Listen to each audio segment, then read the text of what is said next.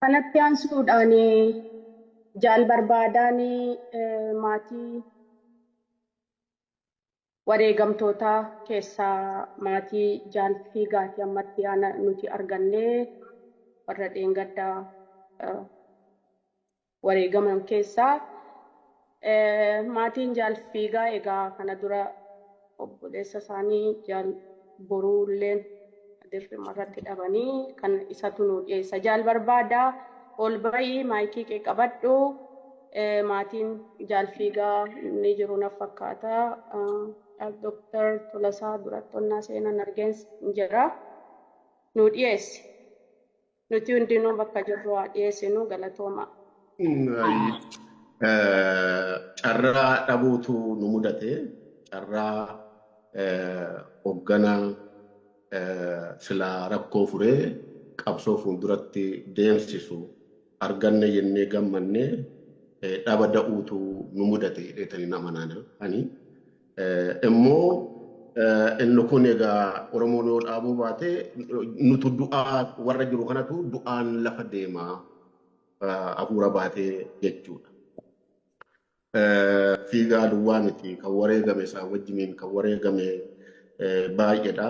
Maatii isaanis akkuma Baddis Langaatuun kaaftee fi akka hafteetti waan argachuu hin dandeenyee fi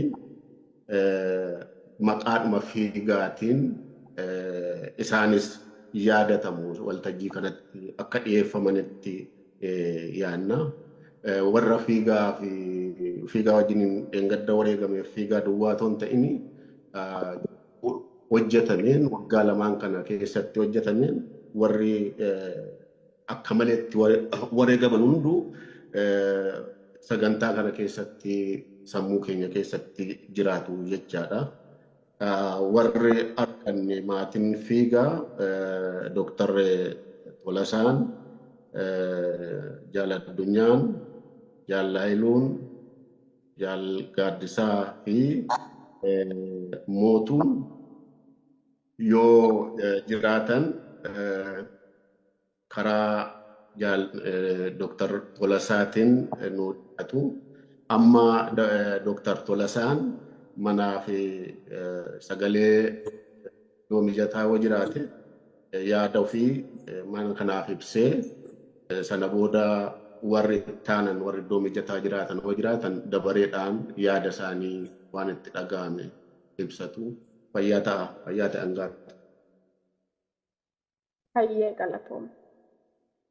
Dr. Tolasaa galatooma hundi keessanuu waan nu jajjabeessitanii fi seenaa gabaabaa Fiigaa Gurmeessaa jedha.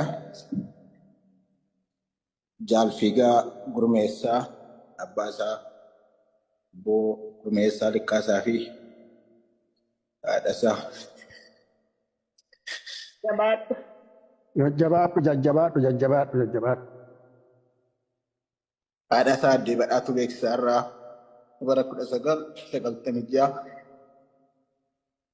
godina Lixa Shaggar aanaa Amboo eessuma isaa bira gara Finfinneetti fudhachuudhaan achitti guddachuuf carraa argatee ture.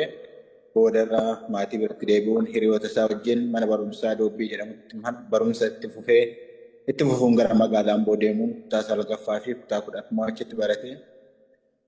Fiigaan barumsa isaatti baay'ee cimaa ture.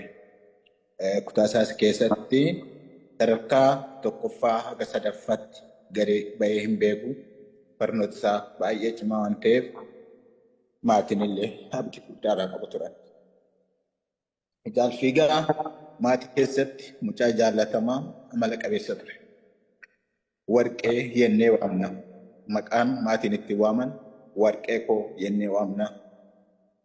Amalli isaa, hojiin isaa hundumtuu warqee ture.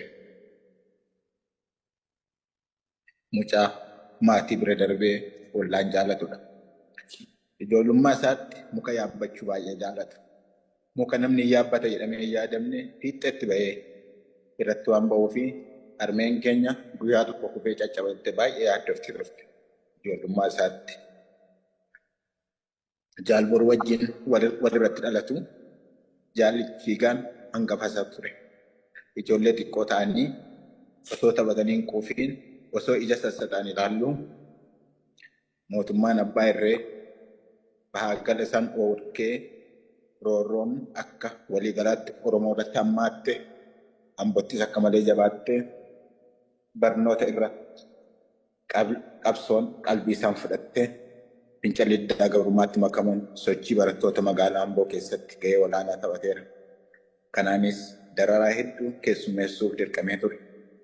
Hiriyoottan isaa warra wajjin sochii geggeessaa turan amma garuu wareegaman keessaa muraasni kan akka Walii Durumaa, Qaroo Sabaa, Kiisii Qixxumaa, Fissuun Tarreessaa, Ashuu Bulloo, Barrajaa Geetaachoo akkasumas Boruu Gumeessaa fa'aa yoo ta'an warri akka har'aa lubbuun jiranii fi qabsoo kana itti fufanii jiran immoo Dabalaa Hayilee, Jaal Dabbaal Mootii Gaaraa, Baarichoo Barihuun akkasumas Jaal Qaallicha Qalmadidee, Abdii Baqqalaa akkasumas maqaan qabsoo isaa Jaal Abdii Shanee, Ashannaa fi qabsoo irratti firii qabsaa'otaa fi warra jedhaman hundi gootummaa fi murannoo Jaal Fiigaa warra ragaa bahanidha. Jaal Fiigaan uumamaan nama callisaa baay'een dubbanne waan yaadee fi jalqabe xumuruuf baay'ee hawwuu fi tattaafata ture. Cichaa kaayyootti amane hin sharafne goota murataa ture. Waggaa 7 dura yeroo roorroo irra qabsoo filachuun gara dirree kibbaa deemuun leenjii fudhate. Waggaa 2 oliif sochii kibba Oromiyaatti erga taasisee booda dhaabni isaa Abaaboo Woboon gara giddugala Oromiyaatti waan isa barbaadeef gara giddugalaatti dhufe. Hanga guyyaa gaafa hafuura ishee dhumaa baafatutti ergamaa fi dirqama dhaabni isaatti kenne hunda amanamummaa fi murannoodhaan baateera. Kaayyoo isaaf amanamuu irraan kan ka'e yeroo dirqamaaf balbala keenya irra darbullee goree maatiin dubbisu ture. Mogorii hanga Gindabara, Jaldu, Cowii, Midaaqanyii, Jibaat, Incinni, Ammayya, Wancii, Golja, Waddeessa hanga Yaman keessa deddeebi'uun gootummaan lolee lolchiiseera. Qabsoo Oromoo kana keessatti akka maatiitti aarsaa guddaatti kaffalleera. Harmeen keenya umurii kanaan mana hidhaatti darbamaa turte. Baay'een keessan sagalee fi ta'aa fi waan turtaniif quba qabdu jedhee naman. Guyyaa tokko konkolaataa duubaan banaa ta'e irra kaa'anii baadiyyaa lafa fagoo oliif gadi raasanii haadha ilmaan 11 deesse salphisanii osoo raasanii bokkuutulee geessan. Achitti tumaa irratti tumsiisan. Afoosha keessaa akka baasan yoo du'an akka hin awwaalle iyyan akka hin birmanneef tumaa irratti tumsiisanii biyya keessatti umurii guutuu jiraatan keessatti kophaatti hambisan. Ittuma fufuun yeroo garagaraatti waraana bobbaasanii waan goonaniif maatiin keenya ofii gatanii gara magaalaatti baqachuu dirqaman. Yeroo ammaa kana keenya kabajamaan sun kan kara deemaan itti goree bishaan dhugu hafuura baafatu oneera. Har'a oneera. Qe'ee Oromoo hedduu seenaa wal fakkaataa waan qabuuf kun waan haaraa miti. Qabsoo Oromoof erga ta'e kunis haa ta'u jenne. Buleessi keenya addunyaan hidhaa humnaa oli itti hammaatee booda garuu lubbuu isaatti dhufnaan namni tokko natti himnaan gara ollaatti baasuuf dirqame. Obboleettiin keenya xiqqoon qeetti hafte hanga har'aatti hidhaa fi doorsisni irraan dhaabanne. Dabalataan maatiin hundi dabareen tokko yoo hidhamu baha, tokko hin baha, tokko yoo hidhamu tokko hin baha. Hanga har'aa gidiraa argaa jirra. Haa ta'u malee gidiraan kun hundi nutti jabaattee hamilee nu buusee hin beeku. Dukkana duuba ifni jira abdii jedhuun obsaan dabarsine. Duuti biyya wajjinii hirriba akkuma jedhan waan Oromoo hundi itti jiru waan ta'eef nutti ulfaatee hin beeku. Amma garuu dhugumatti nutti ulfaate. Waan takka yaadne hin beekne qabsoo Oromoo aarsaa kana hunda keessatti dabarsine waan hunda keenya dhiifne itti tofkine kennine abdiin jiraataa turre deebitee nu nyaatte. Aarsaa qabsoon gaafattu kamuu fudhachuuf baachuuf of qopheessinee turre. Waggaa tokko keessatti lama boo'uun keenya caalaa isheen ammaa kun eelaa guddaa nutti taate. Hamlee keenya nu qorte. Qabsoon wareegama akka qabdu bareechinee beekna. Jaalli hirbuu wajjin seenan garagalee nu nyaachuu garuu abjuu yaannee hin beeknu. Qabsoon keenya deebitee nu nyaatte. Eelaa bara baraa nu keessa keesse. Sareen qabsoo daahattee nu nyaatte. Yoomillee hin fayyinu. Guyyaa abaaramtuu sanbata xiqqaa gaafa 19/7/24 Jaalfiigaa Gurmeessaa jaallan isaa namoota 11 wajjiniin waraana Marroo Dirribaa lixarraatti bobbaaseen iddoo tokkotti dhuman jechuu dhageenya. Gadda guddaa eelaa nutti ta'e. Osoo Jaalfiigaan akkuma jaallan isaa wareegamee jiraate akkana nuun gubuu ture. Qabsoo keessa wareegamni hadhaan akka jiru nu warra jaalboruu obsee taa'e caalaa eenyuyyuu nutti himuu hin danda'u. Jaalboruun ni wareegame. Du'a gootaa du'e. Jaalfiigaan garuu hin duune. Sareetu nyaate. Sareen harkaan guddisanii nama nyaatti. Sareen duubaan nama nyaatti. Itti seerratanii dagataa eeggatanii yeroo itti jaallan isaa biran jirretti isaa fi jaallan muraasa duwwaa argatanii itti marsanii nyaatan. Jaalfiigaan ni wareegameen jedhu guyyaa tokko gumaa isaa dachaan baafan. Marroon yeroo dheeraaf jaalboruu ajjeesuuf yaalee milkaa'uu fi dhabnaan haadhoo isaa irratti baafate. Obboleessi keenya ajjeechaa siyaasaa ajjeefame itti yaadamee mari'atame qophii godhanii ajaja dabarsanii akkasitti qalatan. Waraabessi wajjin qabsoofnee deebitee nu nyaatte. Waraabessi koodee isaa duubaan nyaata. Dhaabni kun yoo seera qabaate qoratamee dhugaan obboleessa keenyaa akka ba'u ammas jabeessine gaafanna. Erga ajjeesanii booda dhugaasaa gara dabarsuuf diraamaa sobaa amala baratan sana irratti hojjetaa turan. Ajaja fudhachuu dide, hiikkachuu dide, waan garaagaraa jechuudhaan duula sobaa amala isaanii baran irratti banan. Hoogganaan isaa jaal jireenyaan dhugaa jiru lafa kaa'eera. Jaalboruun nama naamusa akkamii qabu akka ta'es hoogganaan isaa itti dhiyoon jaal jireenya rabbumaa dhugaa jiru lafa kaa'e isinis argitaniitu.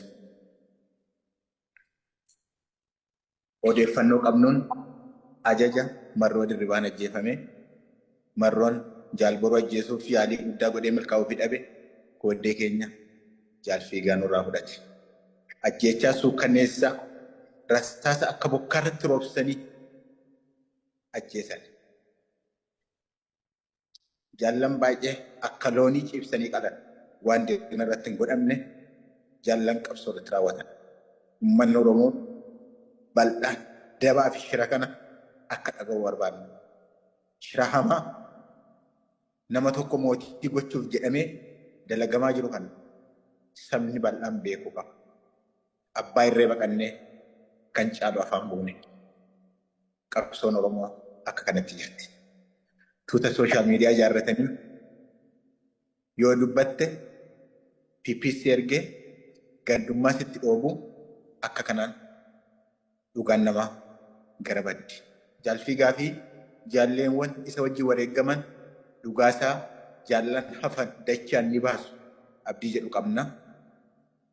Nus akka maatiitti amma gaafa dhugaa mucaa keenyaa argannutti amma gumaa isaa baafannutti nuti dhukkubsataadha. Gumaa dhiiga qulqulluu dhiigumaan baati Waaqayyo immoo dhiiga qulqulluu hin balleessin. Ulfaadhaa fayyaa ta'a. Fayyaa ta'e Dooktar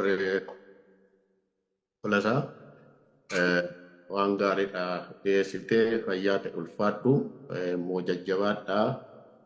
Gaddi isaa gadda akka Oromootti gadda seenaa Oromooti. Keessan duwwaa miti. Aantummaa waan qabu hin qaba. Garaa tokkotti ba'uun waan namatti caalchisu qaba. Immoo ammallee